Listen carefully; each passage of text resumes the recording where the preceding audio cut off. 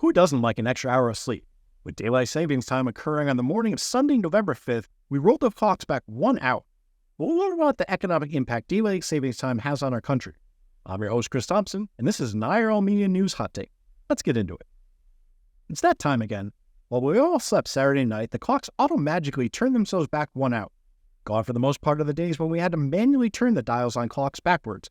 Or heaven forbid you have a VHS player where you still need a 9-year-old to make the number stop blinking 12 o'clock.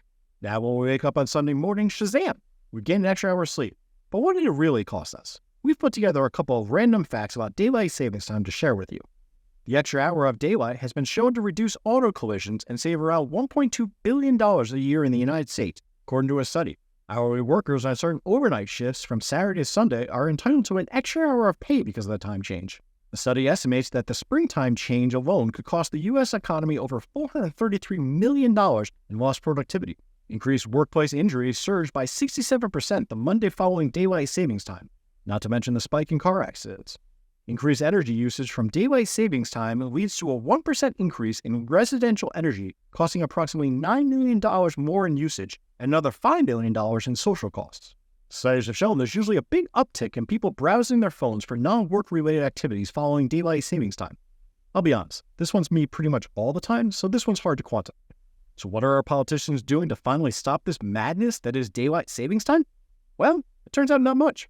Despite evidence indicating changing the clocks has a negative impact on Americans' health and the economy, the latest effort in Congress to end this practice did just about what every other legislation in Congress does these days. Absolutely nothing.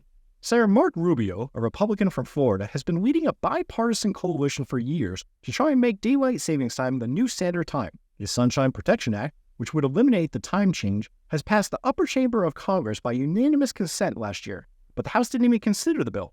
So Mark Rubio reintroduced his legislation again in March, backed by several senators from both sides of the political aisle. So what happened then? Well, nothing, of course. This is the U.S. Congress, after all.